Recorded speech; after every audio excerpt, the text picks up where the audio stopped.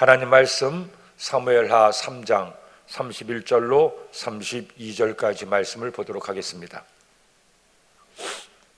사무엘하 3장 31절로 32절 말씀을 함께 읽겠습니다. 다윗이 요압과 및 자기와 함께 있는 모든 백성에게 이르되 너희는 옷을 찢고 굵은 배를 띠고 아브넬 앞에 서 애도하라 하니라. 다윗 왕이 상여를 따라가 아브넬을 헤브론에 장사하고 아브넬의 무덤에서 왕이 소리를 높여 울고 백성도 다 우니라. 아멘. 함께 읽은 말씀을 중심으로 아브넬의 죽음 같은 제목으로 하나님 말씀을 나누고자 합니다. 여러분, 공동체가 잘 되기 위해서는 공동체를 이끌어가는 리더가 굉장히 중요합니다. 그 리더십에 따라서 공동체가 잘 될 수도 있고 안 될 수도 있기 때문입니다. 그런데 이런 공동체를 이끌어가는 리더십 가운데 가장 중요한 덕목 중에 하나가 있습니다. 그것은 사람들을 잘 쓰고 잘 부리는 데 있습니다. 인물을 적재적소에 잘 사용하는 사람, 그런 사람이 뛰어난 리더십을 가진 사람이 되지 않겠습니까? 그렇지 않고 아무리 그 리더가 개인적으로 뛰어나고 탁월한 능력을 가지고 있어도 자신의 혼잣만으로 모든 일을 이끌어가려고 하면 결국 그 리더는 무너질 수밖에 없습니다. 그 대표적인 예가 옛날 중국 한나라 시대의 유방과 항우가 아니겠습니까? 항우는 초패항우로 귀족의 자제로 태어났습니다. 그리고 그 힘이 얼마나 빼어나고 실력이 뛰어난지 항우 장사라는 말이 나올 만큼 그는 뛰어난 용맹과 능력을 가지고 있었고 1대1로 싸워서 항우를 이길 사람이 없었습니다. 그런 뛰어난 장군이었던 항우였습니다. 반면에 유방은 동네 건달 출신이었습니다. 하지만 어릴 때부터 유방은 그를 따르는 사람들이 많았고 그 사람들을 잘 리더해가는 리더십이 있었습니다. 결국 이렇게 강력한 힘과 능력을 가진 항우가 결국 유방에게 지고 한고조 유방이 한나라를 세우게 된 것은 이 유방을 따르는 많은 신하들이 있었기 때문입니다. 장량도 있었고 한신도 있었습니다. 이런 뛰어난 신하들을 잘 거느리고 리더십을 발휘했기 때문에 그들의 힘을 모아서 한나라를 건국할 수가 있었습니다. 오늘 말씀에 나오는 다윗과 이스보셋도 마찬가지였습니다. 결국 다윗의 나라는 점점 강성해지고 사울의 집, 즉 이스보셋은 점점 그 힘이 약화됩니다. 결정적인 이유가 오늘 말씀에 나옵니다. 다윗은 사람들의 마음을 얻었고 이스보셋은 사람들의 마음을 오히려 잃어가게 됩니다. 이 결정적 리더십의 차이가 다윗의 집은 강성해지고 사울의 집은 점점 세워져가는 결과를 가질 수밖에 없었습니다. 그리고 다윗이 이와 같은 다윗 왕가를 이루고 훗날 다윗 왕조를 세우게 된 것은 이와 같이 사람들을 자신의 사람으로 마음을 얻고 그들을 잘 리더했기 때문임을 오늘 말씀을 통해 알 수가 있습니다. 결국 이와 같이 다윗이 다윗 왕가를 이루게 된 그 근본적인 이유 중에 하나가 오늘 말씀에 나오게 됩니다. 우리도 인생을 살아갈 동안에 나 혼자서는 살 수가 없습니다. 남과 더불어 함께 사는 세상 가운데 다른 사람이 나를 인정해주고 이해해주고 나의 말을 따라주는 것이 얼마나 중요한지 모릅니다. 그렇지 않고 내가 아무리 똑똑하고 잘나고 뛰어난 실력을 가지고 있다고 하더라도 혼자 힘으로는 세상 모든 것을 다 감당해 나갈 수가 없으니 가장 가까운 내 가족부터 마음을 얻고 사람들과 더불어 살아갈 동안에 그들과 좋은 관계를 갖고 그렇게 함께 힘을 합쳐 협력해 갈 때 우리 삶도 더 나아지는 것이 아니겠습니까? 자, 그렇다면 이제 이 다윗의 집과 사울의 집이 어떻게 변모해 가는지 함께 말씀을 보도록 하겠습니다. 먼저 3장 1절로 5절 말씀에 보면 강성해지는 다윗의 집을 볼 수가 있습니다. 1절 말씀을 읽겠습니다. 사울의 집과 다윗의 집 사이에 전쟁이 오려매 다윗은 점점 강화가 가고 사울의 집은 점점 약하여 가니라. 다윗이 헤브론에서 왕이 될 때 나이가 33살이었습니다. 그리고 사울이 죽고 아들 이스보셋이 홀로 남아서 왕이 되었을 때 나이가 40이었습니다. 실제 나이로 보면 이스보셋이 다윗보다 더 많습니다. 그런데도 이스보셋과 다윗의 차이는 점점 극명하게 갈리게 됩니다. 사울의 집, 즉 이스보셋의 권력은 점점 약해져 가고 다윗의 권력은 좀 더 세져가는 것을 알 수가 있습니다. 더구나 다윗을 보십시오. 다윗은 때를 기다릴 줄 아는 사람이었습니다. 사람들이 그를 좋아하고 또 그가 힘과 능력이 있다고 해서 단번에 이스보셋을 무너뜨리고 나라를 통일시키려고 하지 않았습니다.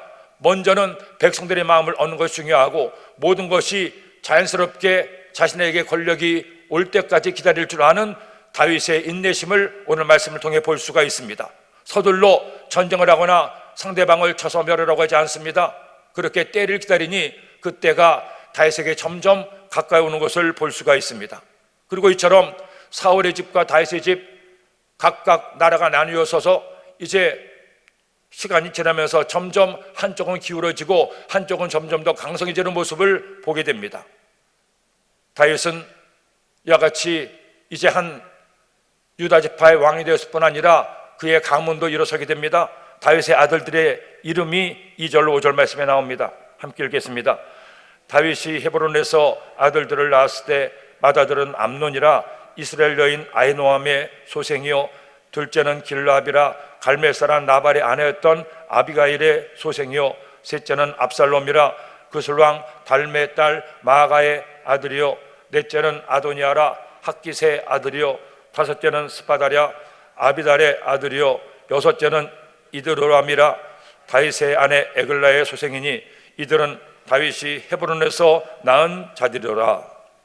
헤브론에서 6명의 아들을 낳았는데 가만히 보면 이 6명의 아들들의 어머니가 다 다릅니다.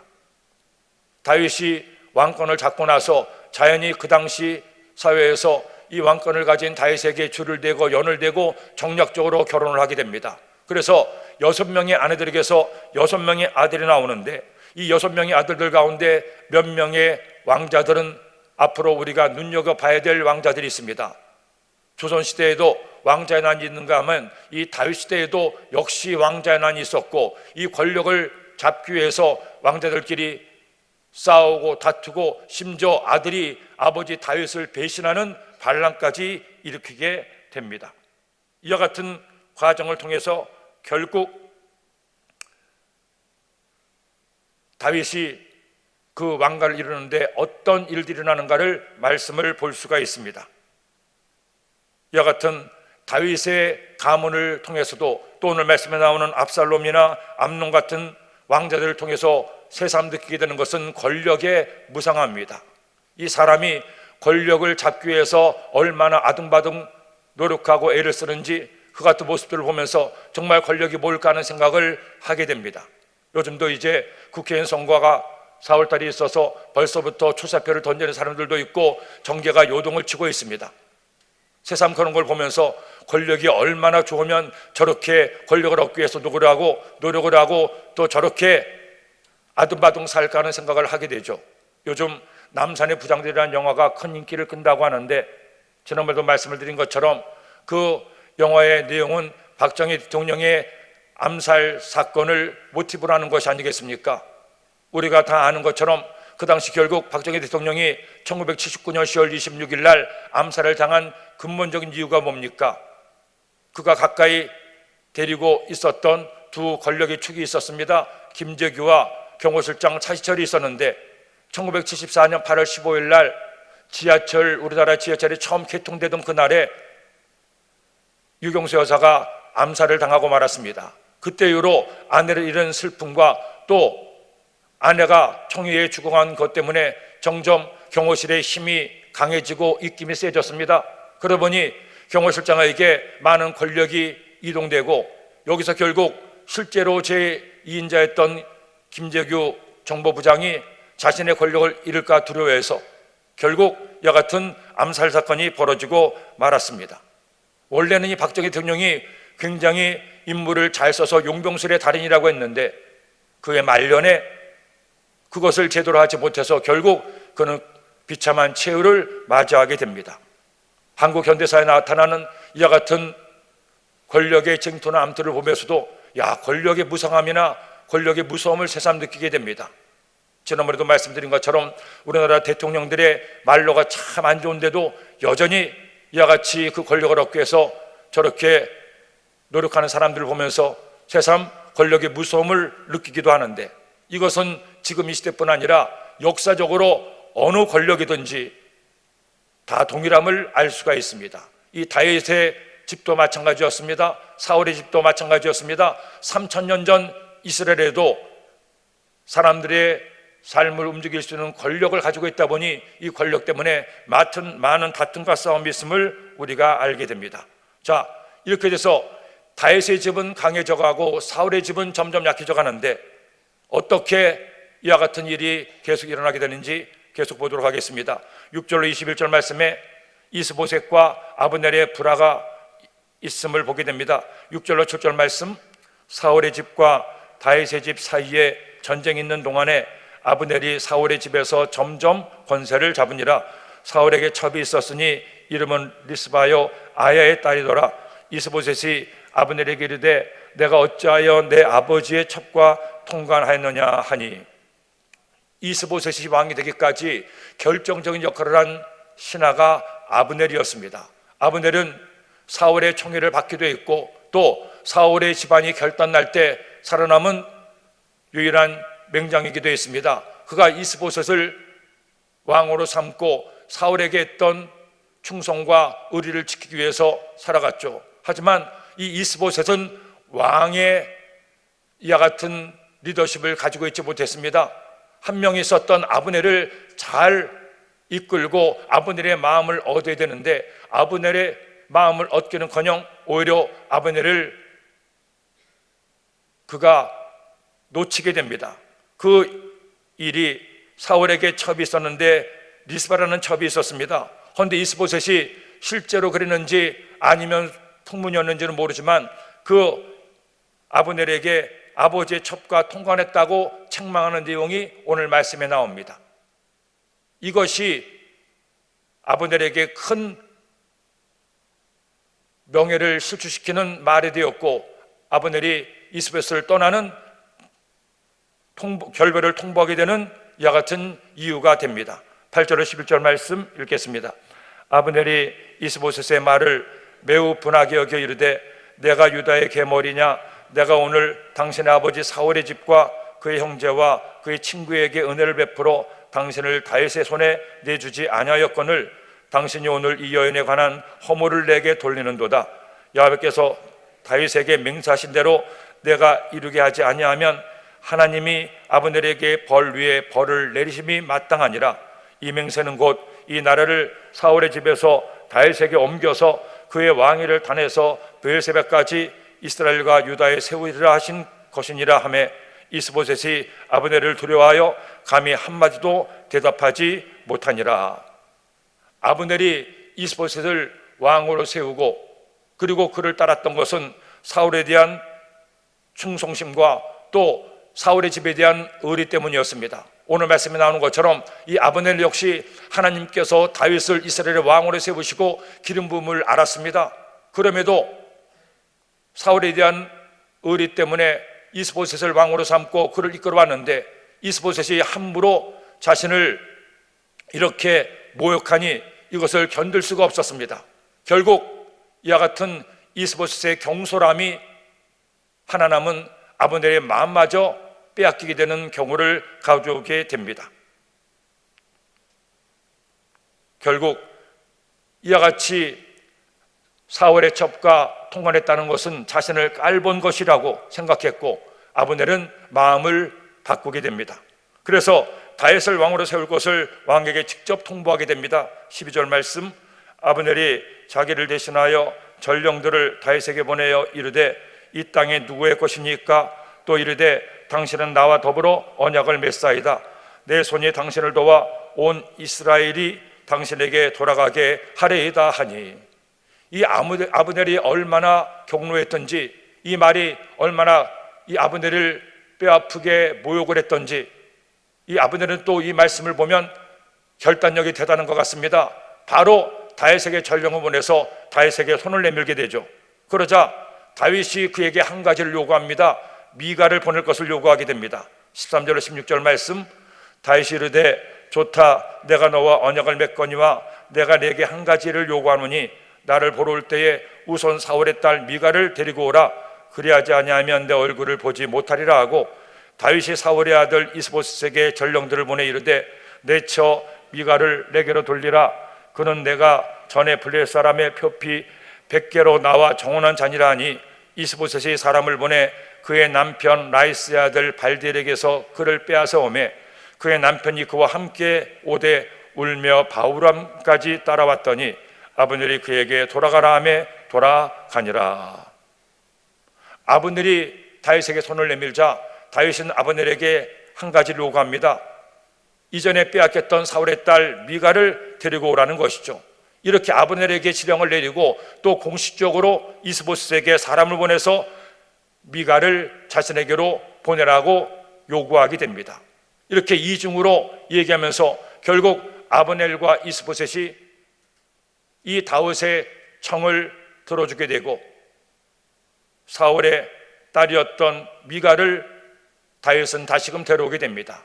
이것은 이전에 예정을 잊지 못한 개인적인 소외도 있었겠지만 또 하나 중요한 것이 있습니다. 사울의 딸을 다시금 아내로 삼음으로 아직도 잔존해 있는 사울의 세력들의 마음을 얻고자 하는 다윗의 정략적 포석도 있음을 말씀을 통해 알 수가 있습니다.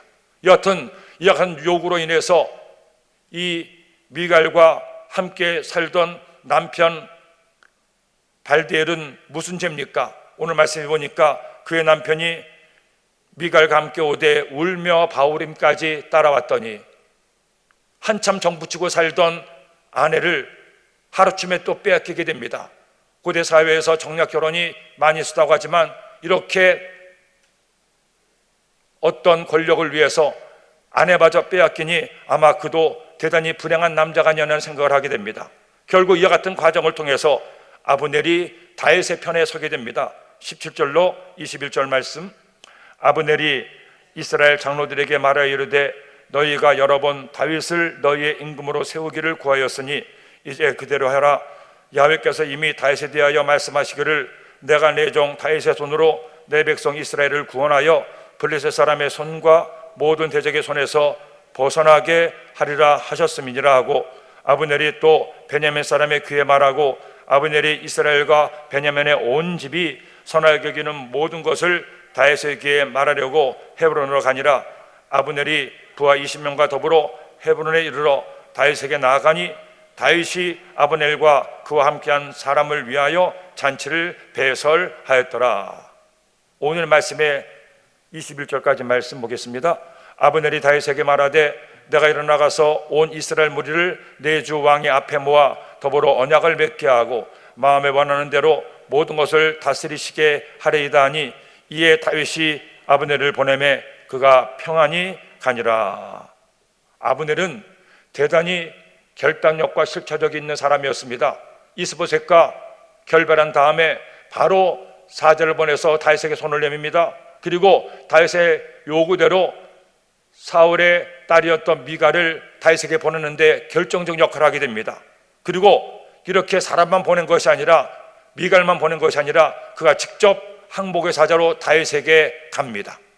가서 손을 내밀고 다윗을 왕으로 추대하는 내용이 오늘 말씀에 나오게 됩니다. 그야말로 속전속결로 다윗의 편에 들어가게 되는 아브넬을 볼 수가 있습니다. 그러니 다윗의 경우에는 천군만마를 얻습니다.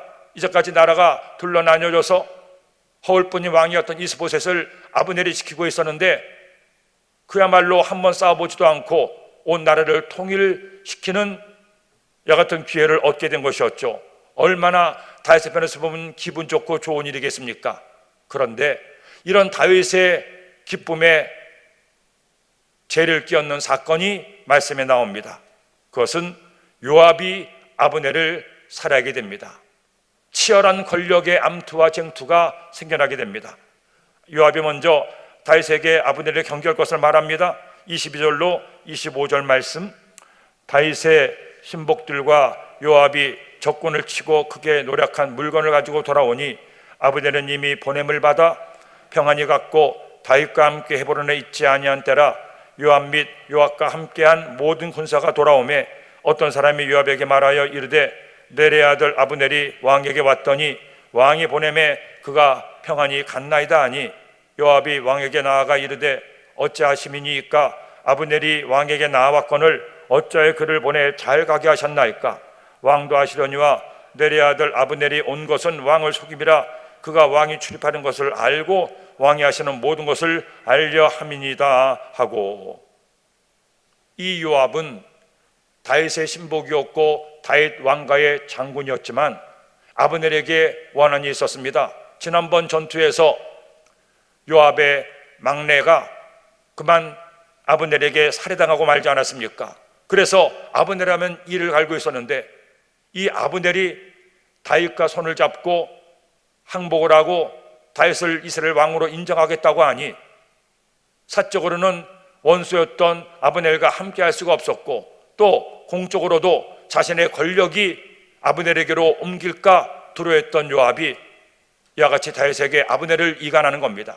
다윗은 아브넬의 항복을 기뻐하고 아브넬의 손을 쾌히 잡고 아브넬을 자신의 신하로 받아들이고 했는데 요압은 그렇게 할 수가 없었습니다. 왜?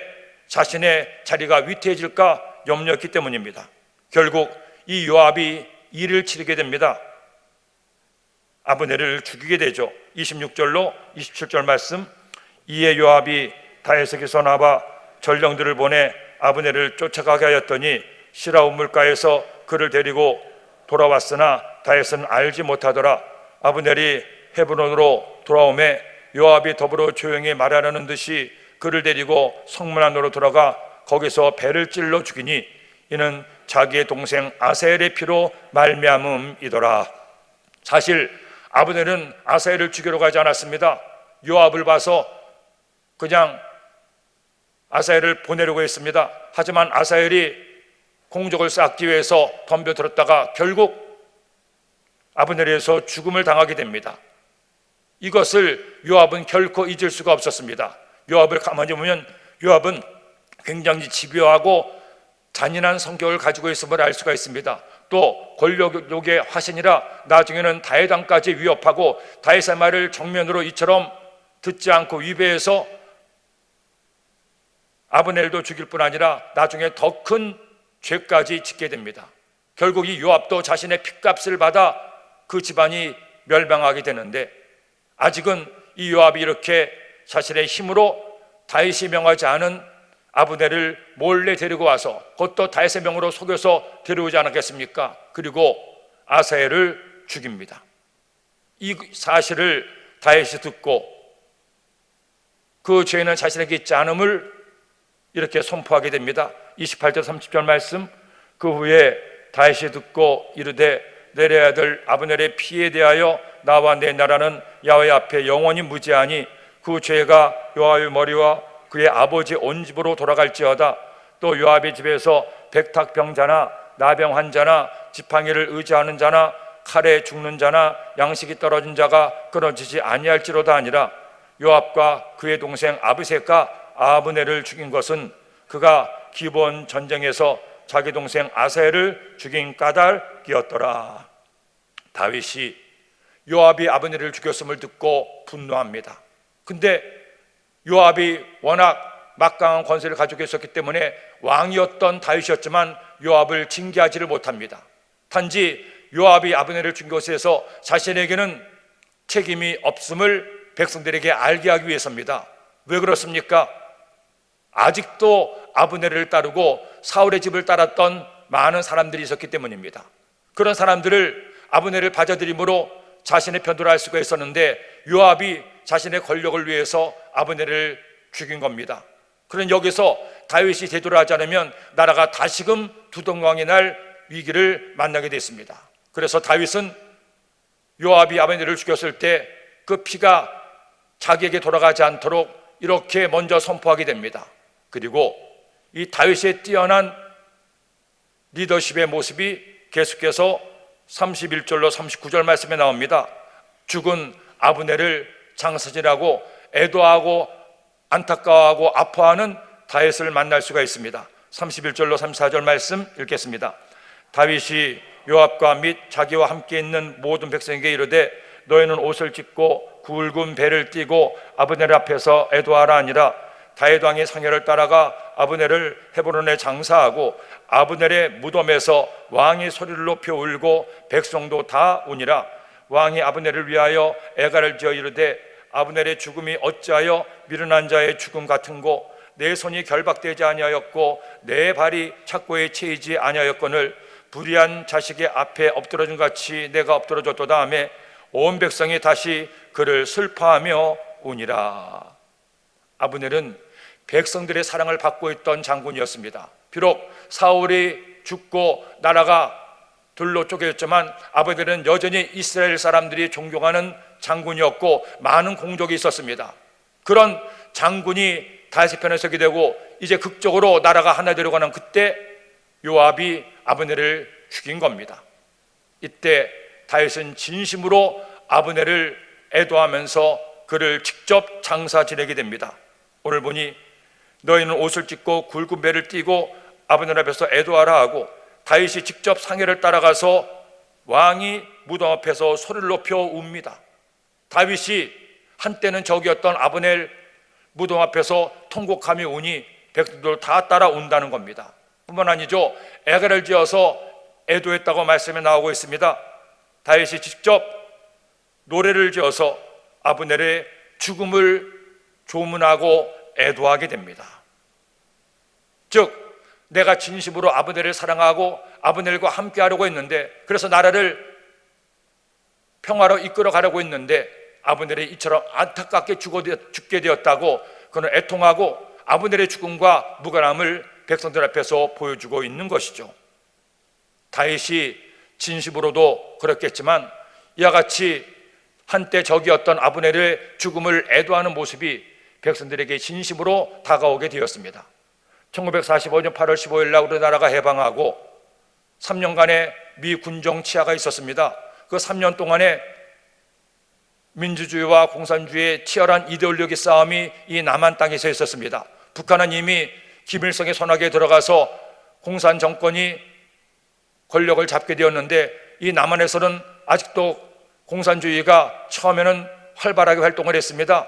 그런 와중에 좌와 우의 싸움이 있었는데 그런 좌우익의 싸움으로 인해서 많은 사람들이 그 해방정국의 암살을 당하기도 했습니다. 송진우나 한덕수 같은 우익의 사람들도 암살을 당하고 몽양 여운형 같은 좌익 쪽의 사람도 암살을 당했습니다. 그런데 그 당시에 결정적으로 대한민국을 흔들었던 암살 사건이 바로 김구 선생의 암살 사건이었죠. 1949년 김구 선생이 암살을 당했습니다. 그런데 그 암살의 배후가 누구냐고 굉장히 의견이 분분했습니다. 그 당시 우리나라 사람들이 가장 존경했던 두 인물이 이승만과 김구였는데 결국 이승만 대통령은 남한만의 단독 정부를 수립하자고 해서 나라의 대통령이 되었지만 김구 선생은 끝까지 남과 북이 이렇게 나뉘어지게 되면 영원히 나뉠 수밖에 없다고 해서 함께 남과 북이 어우러지는 정권을 위해 노력했지만 그것은 이상은 좋았지만 현실을 맞지 않아서 결국 김구 선생은 거기서 그냥 주저앉게 됩니다. 그런데 백성들의 마음은 여전히 이 김구 선생에 있었는데 그가 암살당하자 그 배후에 이승만 대통령이 있지 않느냐는 이야기들이 굉장히 많고 아직도 그런 얘기들을 하고 있습니다. 그 배후가 누구든 그것은 모르겠지만 중요한 것은 그 이승만 대통령이 당시 대통령이 김구 선생의 암살에 대해서 함께 동하고 이 다혜처럼 했다면 아마 많이 역사가 달라지지 않았을까 하는 생각을 하게 되는데 이 우리나라 역사를 보면 김구 선생의 암살 이후로 이승만 대통령이 이 정도로 슬퍼하거나 백성들의 마음을 얻지 못했음을 알 수가 있고 이것이 훗날 또 한국의 역사에 여러 가지 많은 과정을 바꾸게 하지 않으나 하는 생각을 하게 됩니다. 하지만 다윗은 달랐습니다. 이렇게 철저하게 슬퍼하자 아하, 다윗이 한 것이 아니구나. 다윗의 신하 요압이 죽였지만 다윗과는 무관하구나. 다윗은 끝까지 아브넬과 사울의 집안을 이해하고 품어주려고 했구나 하고 다윗의 리더십이 오히려 한 단계 올라가는 모습을 보게 됩니다. 35절로 30절 말씀 읽겠습니다. 석양에 뭇 백성이 나와 다윗에게 음식을 권하니 다윗의 맹세하여 이르되 만일 내가 해지기 전에 떡이나 다른 모든 것을 맛보면 하나님이 내게 벌 위에 벌을 내리심이 마땅하니라 하며 온 백성이 보고 기뻐하며 왕이 무슨 일하든지 무리가 다 기뻐하므로 이달에야 온 백성과 온 이스라엘이 넬의 아들 아브넬을 죽인 것이 왕이 한 것이 아닌 줄을 아니라. 심지어 다윗은 식사도 하지 않습니다. 이렇게 철저하게 애도하고 슬픔을 표했기 때문에 백성들의 마음을 얻을 수가 있었고, 비로소 그 나라가 진정한 통일을 이룰 수가 있었습니다. 그리고 다윗은 요압을 경계하게 됩니다. 38절로 39절 말씀, 왕이 그의 신복에게 이르되 오늘 이스라엘의 지도자여 큰 인물이 죽은 것을 알지 못하느냐? 내가 기름 부음을 받은 왕이 되었으나 오늘 약하여서 수리아의 아들인 이 사람들을 제어하기가 너무 어려우니 야훼는 악행한 자에게 그 악한 대로 갚으실지로다 하니라. 다윗의 리더십이 빛을 발하는 것은 다윗은 이렇게 때를 기다릴 줄 알고 시세를 알았습니다. 그렇기 때문에 요압이 아브넬을 죽였을 때 요압을 제거할 수도 있지만, 그러기에는 아직 요압의 권력이 너무나 세서 그와 더불어 싸웠다가는 또 나라에 문제가 생김을 알게 됩니다. 그래서 요압의 악행을 마음에 품고 훗날을 도모하게 되죠. 이 다윗의 리더십을 보면 하도 젊은 날 고생도 많이 하고 힘든 과정을 많이 겪어와서 그런지 몰라도 이렇게 때를 기다릴 줄 아는 인내와 지혜가 있음을 알게 됩니다. 아무리 능력이 있고 아무리 뛰어난 실력 가지고 있어도 때를 기다리지 못하고 너무 서두르게 되면 결국 실패할 수밖에 없는데, 다윗은 한남 목동에서 왕이 되기까지 이러한 때를 기다릴 줄 아는 리더십이 있었기 때문에 마침내 그 때가 되매 왕이 될 수가 있었고 하나님께서 쓰시는 귀한 사람이 될 수가 있었습니다. 우리도 주님 믿으며 살아갈 동안에 이 다윗의 삶을 가만히 보고 하나님의 은혜를 구하고 하나님의 뜻을 구하되 모든 것을 지혜롭게 슬기롭게 해쳐나가는 여러분 되기를 예수님의 이름으로 축원합니다. 기도드립니다. 하나님 아버지, 감사합니다. 오늘도 주의 말씀을 주시니 이 말씀 마음에 꼭 새겨서 우리 모두 다윗의 인내를, 다윗의 지혜를 본받아서 사람들과 함께 더불어 사는 저희 모두가 되도록 인도하여 주옵소서. 다투거나 싸우지 말고 적으로 돌리지 말고 내 편으로 함께 사는 저희 모두가 되도록 인도하시고, 그를 통해서 하나님께서 기뻐하시는 귀한 하나님의 사람을 되도록 인도하여 주옵소서.